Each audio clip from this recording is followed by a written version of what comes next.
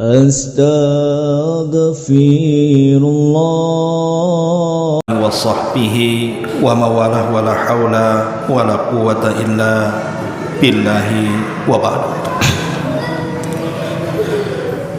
Alhamdulillah, di malam hari ini kembali kita bisa melaksanakan salat tarawih berjamaah,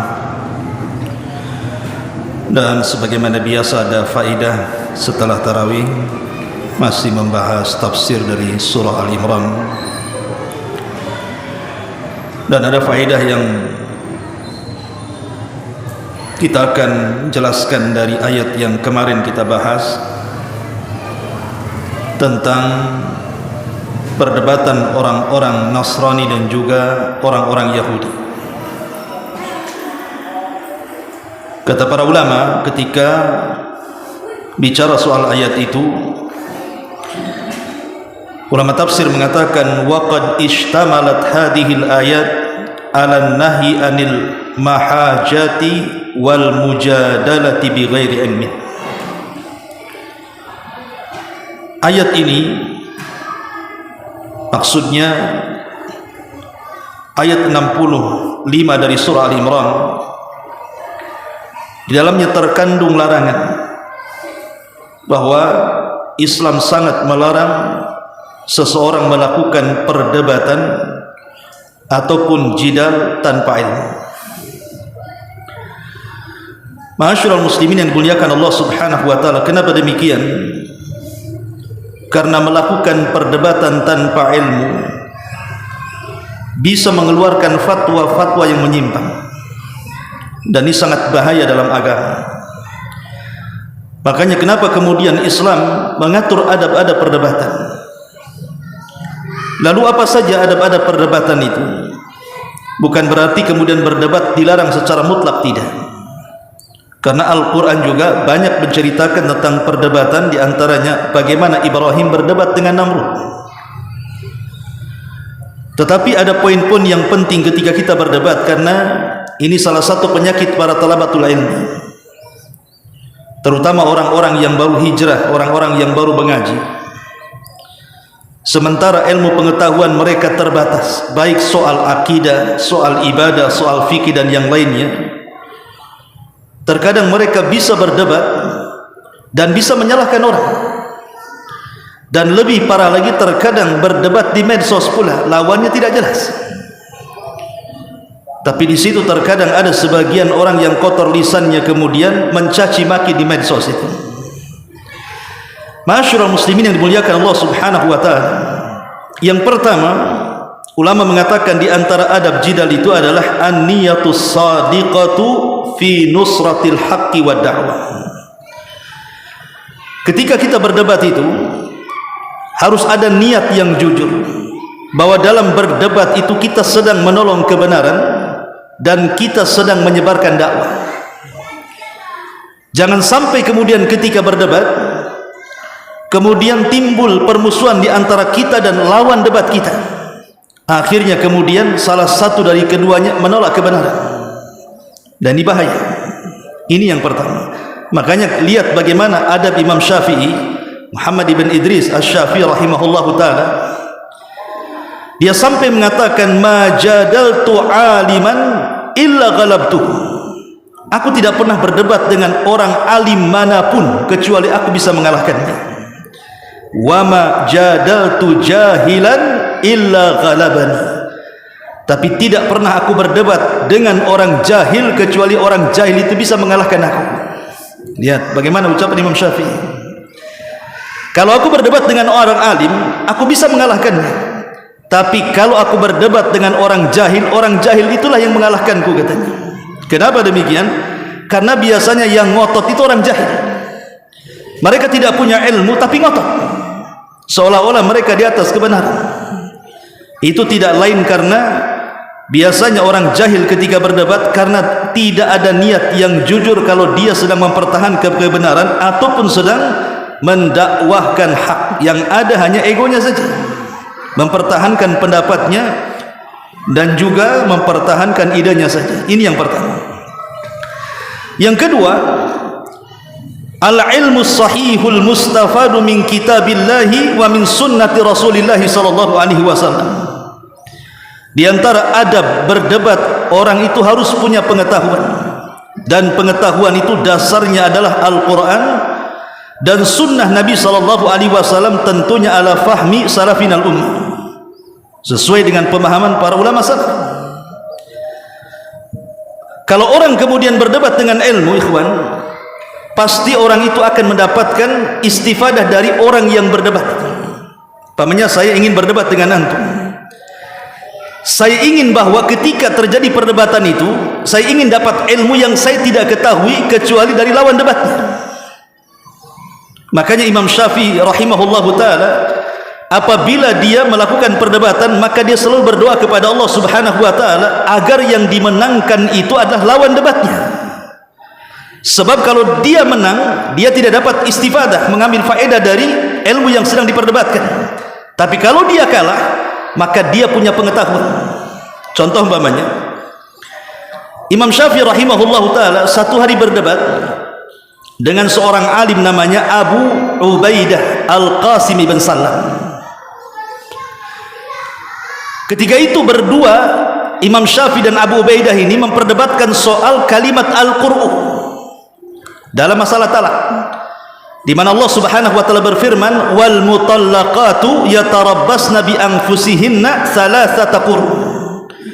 Dan orang-orang atau wanita-wanita yang diceraikan, wanita-wanita yang ditalak, dan dia wanita haid, maka masa iddahnya adalah 3 qur'. Apa maksudnya 3 qur'? Kalimat qur' ini menjadi perdebatan para ulama. Ada yang mengatakan maknanya haid, ada yang mengatakan tuhrun minal haid.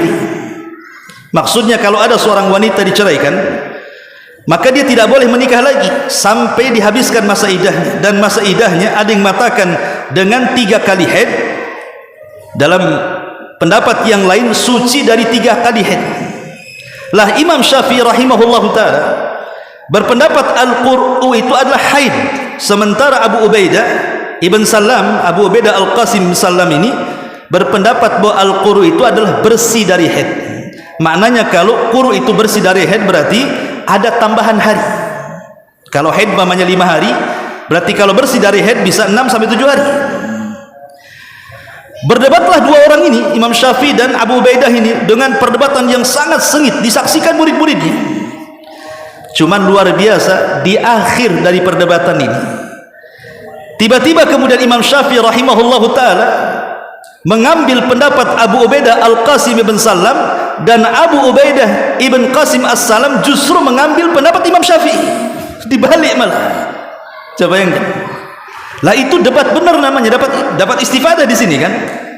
Jadi justru tukar-tukar pendapat, ujung-ujungnya itu tukar-tukar pendapat. Lah kalau berdebat seperti ini kan jelas di atas ilmu nih. Kita dapat faedah dari orang yang kita debat, dan dia pun dapat faedah dari kita yang berdebat. Itu tidak lain karena perdebatannya di atas ilmu.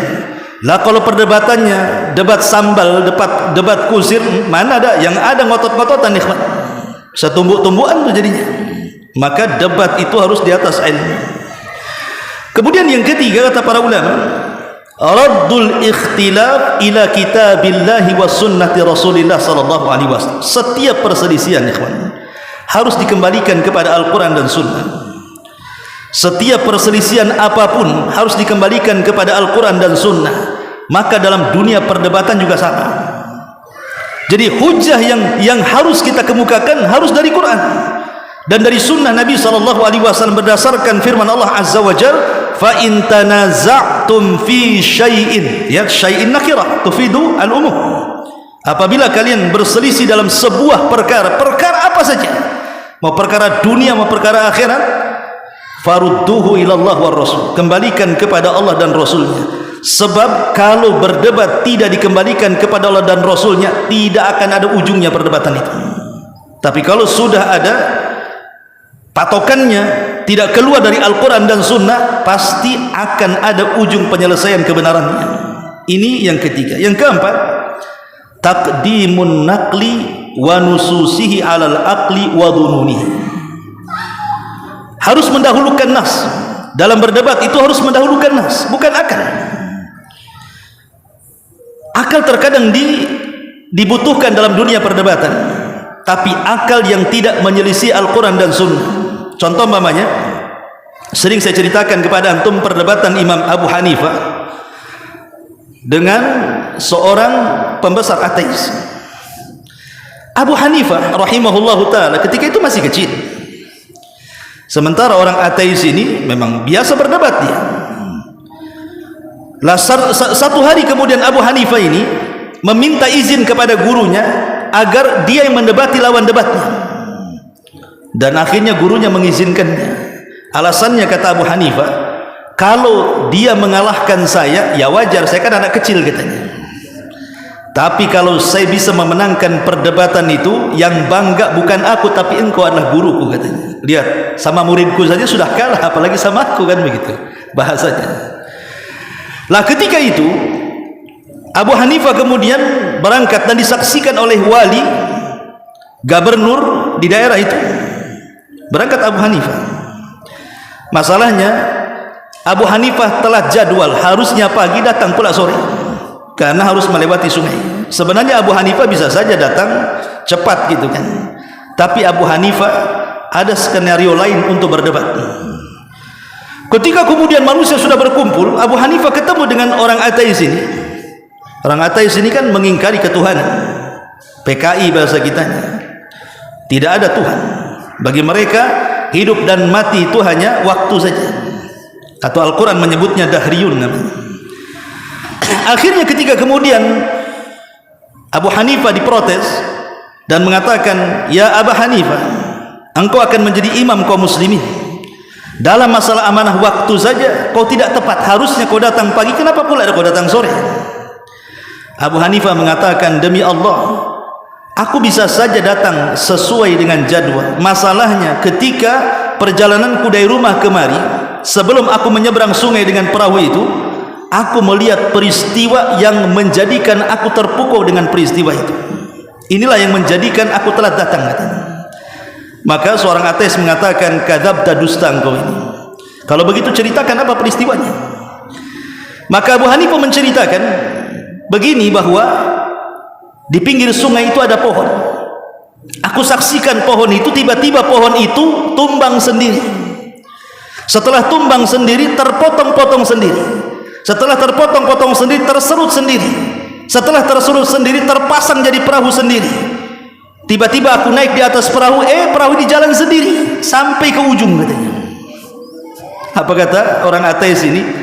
Engkau ini dusta di atas dusta. Mana ada pohon yang tumbang sendiri, terpotong-potong sendiri, terserut sendiri, tiba-tiba terpasang jadi perahu sendiri dan jalan sendiri katanya. Kadzabta, dusta engkau katanya. Sebenarnya Abu Hanifah ingin mengatakan, ini belum berdebat, ini baru muqaddimah. Dia sudah mematahkan hujahnya orang ateis. Kenapa? Kalau pohon saja tidak mungkin tumbang kecuali ada yang numbang, tidak mungkin terpotong kecuali ada yang motong-motong, tidak mungkin terserut kecuali ada yang menyerut, tidak mungkin jadi kapal kecuali ada yang buat, tidak mungkin jalan sendiri kecuali ada kodanya. Macam mana alam semesta? Tidak mungkin kemudian langit bumi tidak ada yang mengatur, ujung-ujung ada begitu, mustahil. Pasti di sana ada sang pencipta, Allah Subhanahu wa ta'ala. Lah Abu Hanifah memang orang yang paling cerdas akalnya, maka disebut ashabur ra'i namanya, ulama yang punya pengetahuan akal yang luar biasa. Lah akal yang seperti ini tidak ada masalah, karena tidak keluar daripada koridor nas Al-Quran dan Sunnah. Tetapi maksudnya kalau dalam berdebat itu menggunakan akal-akalan, keluar daripada nas dan konteks Al-Quran dan Sunnah, inilah yang dilarang.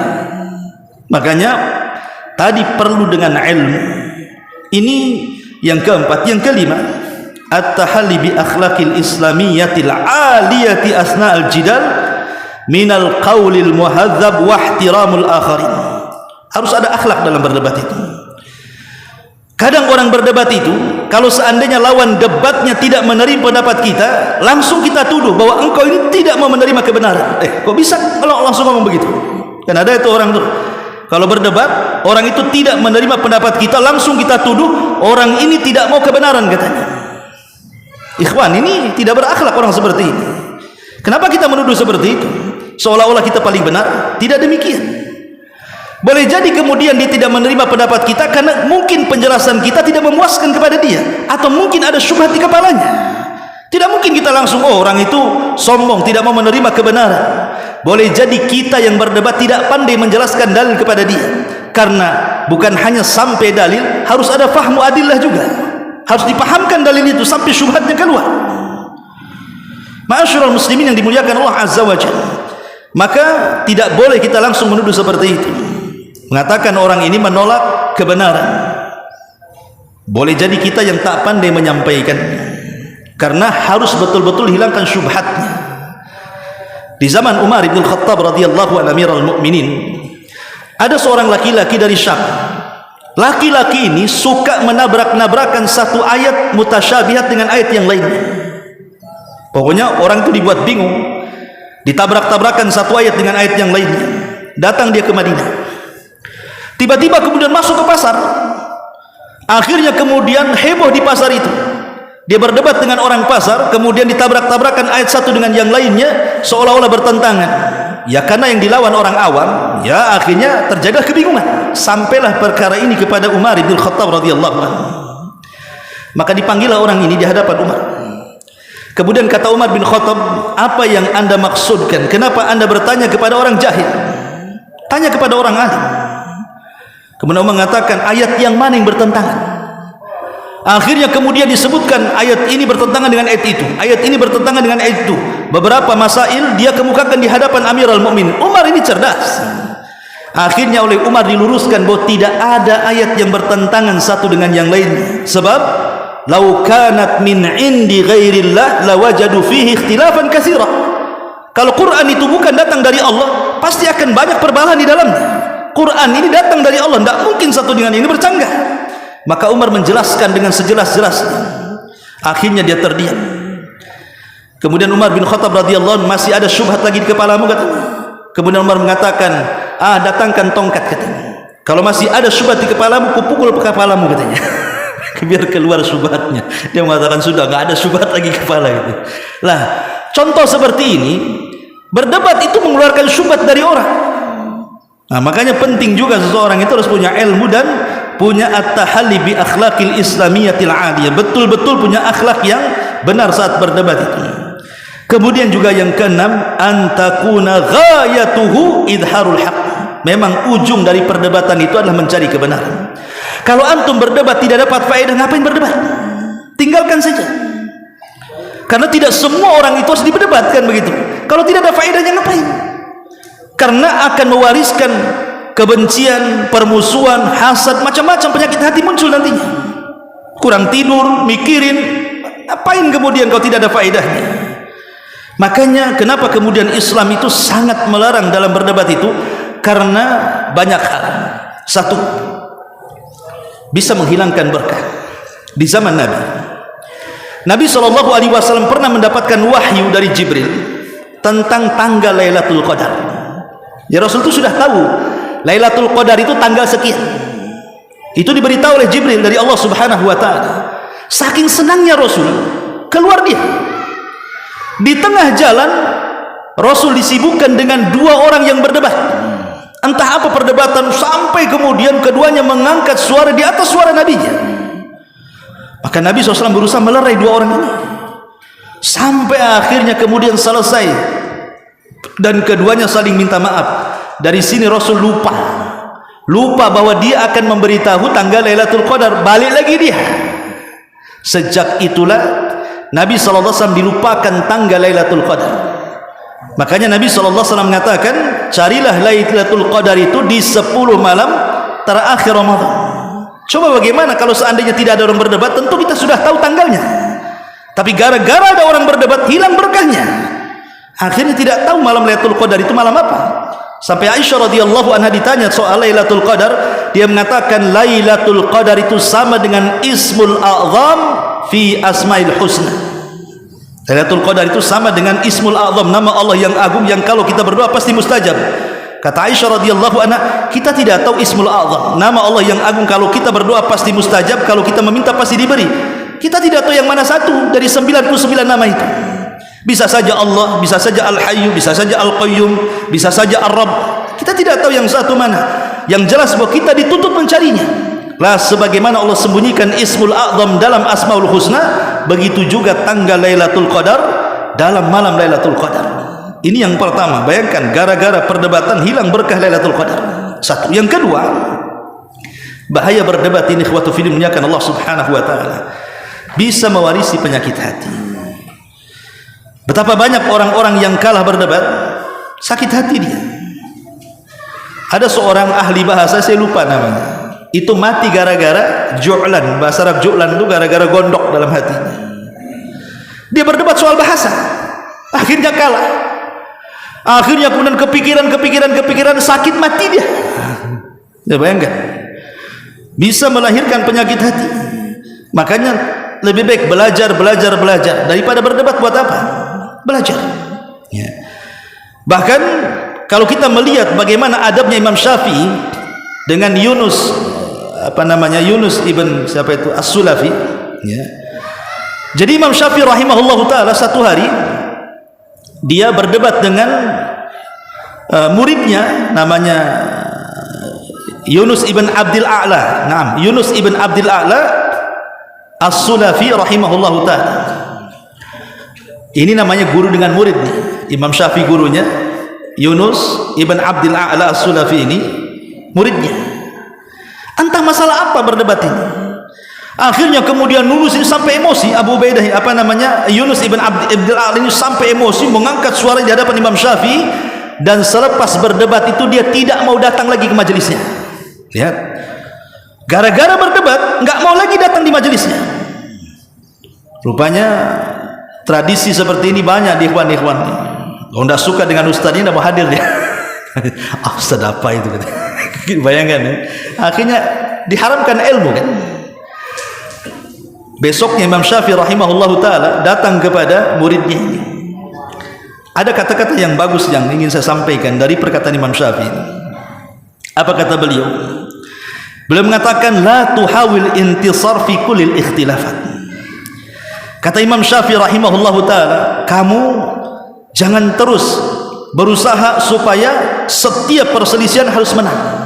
Tidak semua perselisihan harus menang, ikhwan. Tidak semua perdebatan itu harus kita yang menang. Terkadang kita kalah, terkadang orang lain menang, kan begitu. Jangan kemudian egonya ditinggikan. Fa ahyanan, terkadang kasbul qulub aula min kasbil mawaqif. Terkadang memberikan ketenangan kepada hati orang yang kita ajak berdebat itu lebih utama dibandingkan kita mempertahankan pendapat supaya orang itu mendapatkan pendapat kita. Artinya apa? Tidak semua kita paksakan ide kita itu dikonsumsi orang.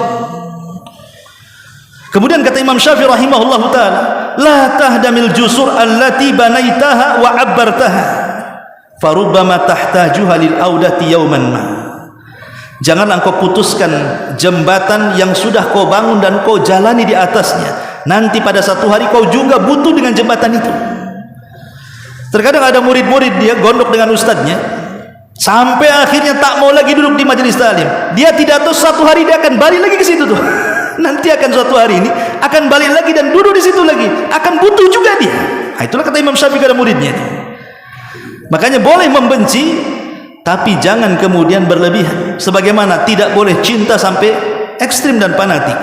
Boleh jadi cinta jadi benci atau benci jadi cinta. Hati ini yang membolak-balikan Allah. Kemudian dia mengatakan akrihil khata lakin la takrah al mukhti.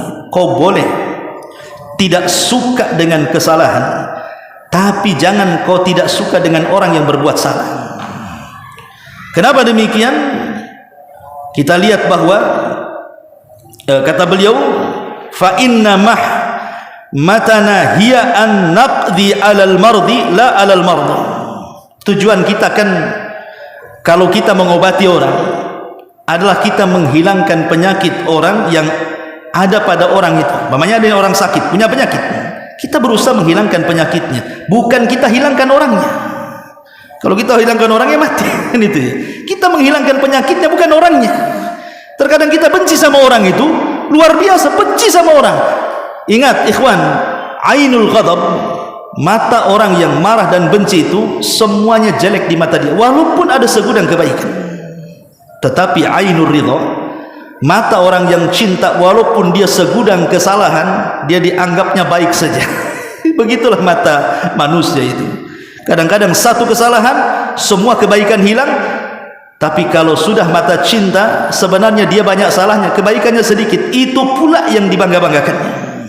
Maka itulah bagaimana Imam Syafi'i rahimahullah ta'ala mengajarkan kepada kita akhlak dalam berdebat di sini. Inilah diantara faedah yang kemarin lupa saya jelaskan. Wallahu ta'ala alam. Subhanaka wa bihamdika asyhadu an la ilaha illa anta astaghfiruka wa atubu ilaik. Allahu ta'ala alam. Assalamualaikum warahmatullahi wabarakatuh.